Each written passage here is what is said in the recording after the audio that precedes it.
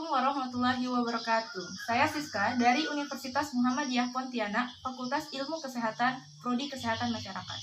Di sini saya akan melakukan simulasi terkait teori praktikum kesehatan reproduksi, di mana dalam simulasi ini saya akan melibatkan remaja sebagai sasaran langsung dalam kegiatan ini. Dalam simulasi ini kita menggunakan metode diskusi kelompok yang akan dilakukan oleh remaja. Jadi hari ini kita akan melakukan diskusi dengan tema konsep sehat dan sakit. Jadi konsep sehat dan sakit itu yang akan kita diskusikan bagaimana sehat secara aspek fisik, sehat secara aspek mental, serta sakit secara aspek fisik dan mental. Jadi untuk mempermudah kalian dalam melakukan diskusi hari ini, saya akan memberikan kalian handout serta panduan diskusi kelompok. Jadi handout itu akan digunakan sebagai bahan literatur dalam melakukan diskusi pertanyaan. Jadi literatur yang saya gunakan akan saya berikan kepada kelompok.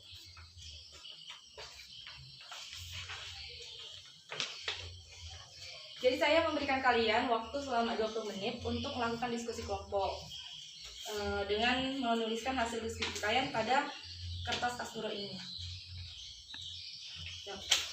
Sini. Sudah ya. Gimana sih? Badan. Lagi Pak bawa dia. Kita tuh nyambung.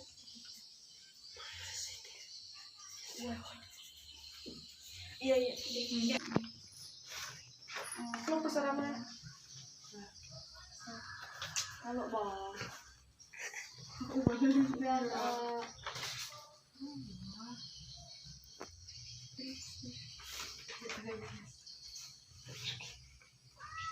ini baru. Kalian melakukan diskusi ini, saya akan mempersilakan kepada kelompok 1 untuk mempresentasikan hasil diskusinya. Jadi kepada kelompok 1, perwakilan saya persilakan untuk mempresentasikan hasil diskusinya. Assalamualaikum warahmatullahi wabarakatuh. Waalaikumsalam warahmatullahi wabarakatuh. Perkenalkan, nama saya Pasya dan teman saya bernama Tika. Kami dari kelompok 1 ingin mempresentasikan tentang konsep sehat dan sakit. Sehat secara fisik, tidak demam, tubuh fit, imunitas baik, dan secara mental percaya diri, tidak takut dan berani. Sakit secara fisik, demam, batuk, pilek, dan flu. Dan secara mental, depresi, cemas, dan takut. Sekian presentasi dari kelompok kami. Wassalamualaikum warahmatullahi wabarakatuh. Waalaikumsalam warahmatullahi wabarakatuh. Assalamualaikum warahmatullahi wabarakatuh. Waalaikumsalam warahmatullahi wabarakatuh. Perkenalkan, nama saya Rabania dan teman saya Mira Tirtayani. Kami dari kelompok 2 akan mempresentasikan tentang konsep sehat dan sakit pada aspek fisik dan mental. Dari hasil diskusi kami, sehat dalam aspek fisik yaitu rambut bagus dan bugar. Dalam aspek mental, percaya diri dan senang. Kemudian, sakit dalam aspek fisik yaitu demam, diabetes, dan lemas. Dan aspek secara mental, sakit yaitu cemas, ketakutan, frustasi. Sekian presentasi dari kelompok kami. Terima kasih. Wassalamualaikum warahmatullahi wabarakatuh. Waalaikumsalam warahmatullahi wabarakatuh. Jadi setelah melakukan diskusi kelompok, saya akan memberikan pertanyaan kepada masing-masing kelompok. Jadi pertanyaan saya itu, bagaimana perasaan dari setiap masing-masing kelompok setelah mendengar hasil diskusi dari kelompok lainnya. Jadi saya akan mempersilakan kepada kelompok 1 untuk menyampaikan bagaimana perasaan Anda setelah mendengar kelompok kedua menyampaikan hasil diskusinya. Senang karena mendapat ilmu yang baru mengenai konsep dan sakit pada aspek fisik dan mental. Lalu bagaimana dengan kelompok 2 setelah mendengar hasil presentasi dari kelompok 1? Senang karena mendapatkan wawasan dan pengetahuan baru serta memahami apa yang dimaksud dengan konsep sehat dan sakit secara aspek fisik dan mental. Jadi setelah kita melakukan diskusi terkait dengan konsep sehat dan sakit dari aspek fisik dan mental, kita akan melakukan diskusi terkait dengan konsep kesehatan reproduksi pada remaja. Jadi di sini itu saya akan memberikan pertanyaan kepada kalian, dan apabila kalian bisa menjawabnya, maka kalian akan menjawabnya, dan nanti saya berikan tambahan referensinya. Jadi untuk yang pertama itu, apakah dari kalian itu pernah mendengar terkait dengan proses reproduksi pada manusia? Pernah. Proses reproduksi pada manusia dilalui melalui sel telur bertemu dengan sperma. Jadi tuh proses reproduksi pada manusia itu tuh benar pertemuan antara sel sperma dan sel telur, di mana sel sperma dan telur itu tuh akan menjadi zigot, dan zigot itu akan menempel pada endometrium. Jadi endometrium itu tuh merupakan dinding rahim. Jadi setelah zigot menempel pada dinding rahim, zigot itu tuh akan berkembang menjadi janin pada uterus. Reproduksi. Jadi apakah kalian itu tuh pernah mendengar istilah tentang organ reproduksi manusia? Pernah. Jadi organ reproduksi pada manusia itu seperti apa? Alat pada kelamin manusia.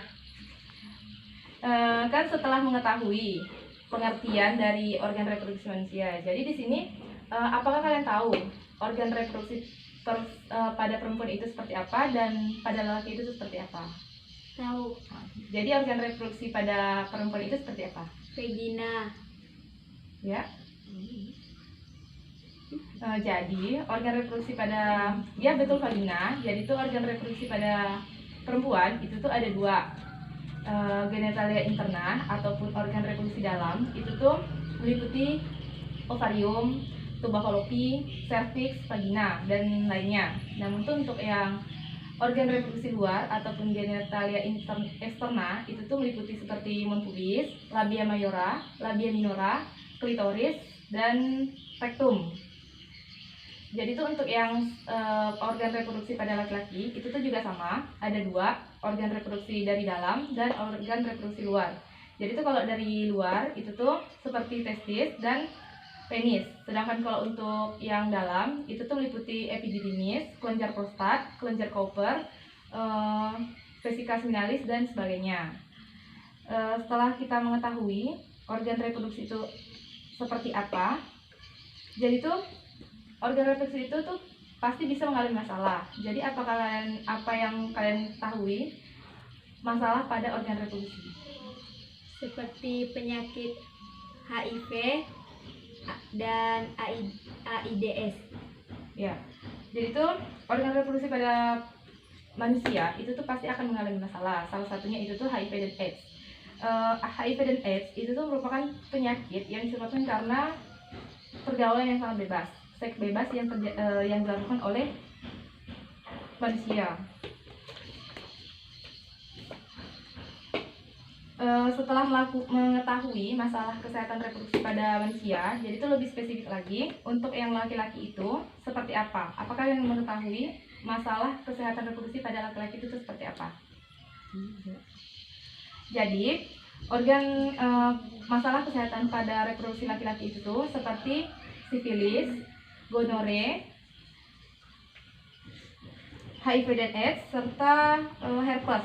Itu tuh disebabkan karena perilaku kurang bersih ataupun perilaku seks bebas pada pria. Mengetahui bagaimana masalah kesehatan reproduksi pada perempuan. Kanker rahim, keputihan. Nah, jadi tuh yang kalian sebutkan itu tuh benar. Namun saya akan menambahkan, jadi tuh masalah pada organ reproduksi perempuan itu tuh sangat banyak.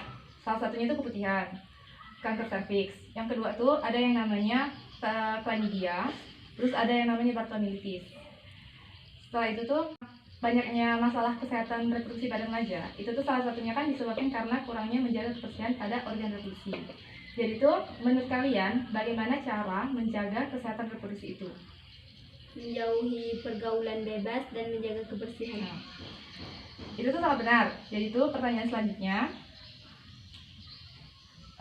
setelah mengetahui terkait dengan reproduksi, sistem reproduksi dan masalah-masalah reproduksi, ada yang namanya hak-hak reproduksi. Jadi apakah kalian mengetahui apa itu hak-hak reproduksi? Tahu. Jadi apa itu hak-hak reproduksi? Hak-hak reproduksi meliputi hak untuk hidup, hak privasi, hak kebebasan berpikir, dan lain-lain. Lalu bagaimana untuk menjamin agar hak-hak reproduksi itu dapat terjamin?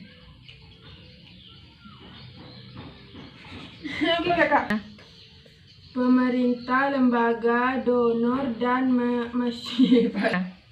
Pemerintah, lembaga, Pemerintah, lembaga, donor, dan masyarakat memutuskan langkah-langkah yang tepat dalam menjamin kelompok individu dan pasangan dalam Pemerintah, lembaga,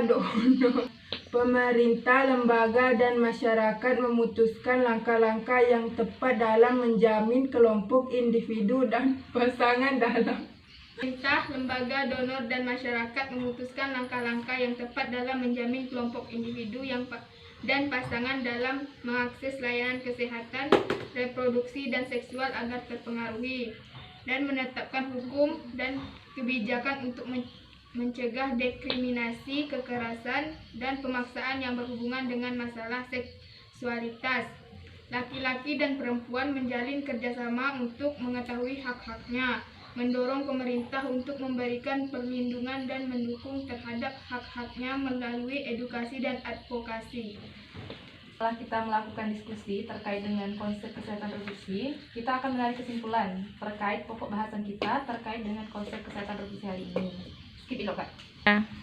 Pengertian kesimpulan untuk kesehatan reproduksi itu adalah kesehatan reproduksi merupakan suatu keadaan sehat secara menyeluruh mencakup fisik, mental, dan kehidupan sosial yang berkaitan dengan alat, fungsi, serta proses reproduksi. Yang pemikiran kesehatan reproduksi bukannya kondisi yang bebas dari penyakit, melainkan bagaimana seseorang dapat memiliki kehidupan seksual yang aman dan memuaskan sebelum dan sesudah menikah.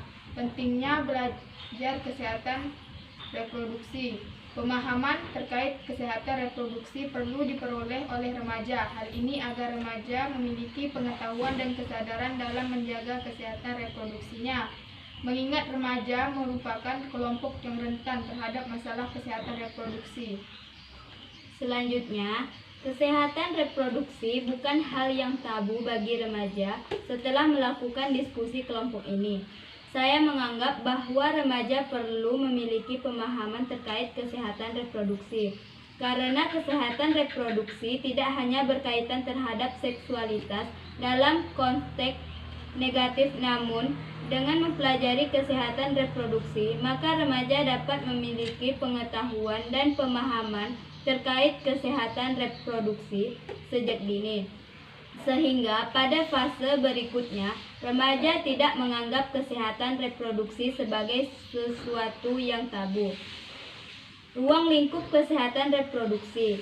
Dari hasil diskusi dan handout, saya dapat menarik kesimpulan bahwa kesehatan reproduksi itu tidak hanya fokus terhadap ruang lingkup seksualitas saja. Namun, kesehatan reproduksi memiliki ruang lingkup yang cukup luas selain konteks seksual. Kemudian, cara merawat dan menjaga kesehatan reproduksi. Dalam menjaga kesehatan reproduksi, khususnya organ reproduksi, tentunya remaja perlu memperhatikan kebersihan pada area organ reproduksi. Kebersihan pada organ reproduksi dapat mempengaruhi kualitas kesehatan reproduksi pada individu itu sendiri. Apa itu hak reproduksi? Hak reproduksi merupakan hak yang dimiliki oleh setiap individu dalam aspek kesehatan reproduksi. Sehingga dengan adanya hak reproduksi, maka setiap individu dapat memperoleh perlindungan oleh pemerintah terhadap akses kesehatan reproduksinya. Bagaimana hak reproduksi dapat terjamin?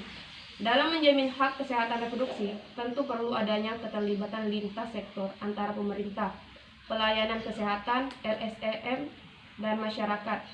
Dan berdasarkan handout yang diperoleh dapat dilihat bahwa dalam menjamin hak reproduksi, setiap individu keterlibatan pemerintah, LSM, dan masyarakat sangat dibutuhkan dalam menjamin hak reproduksi masing-masing individu. Nah, Kak.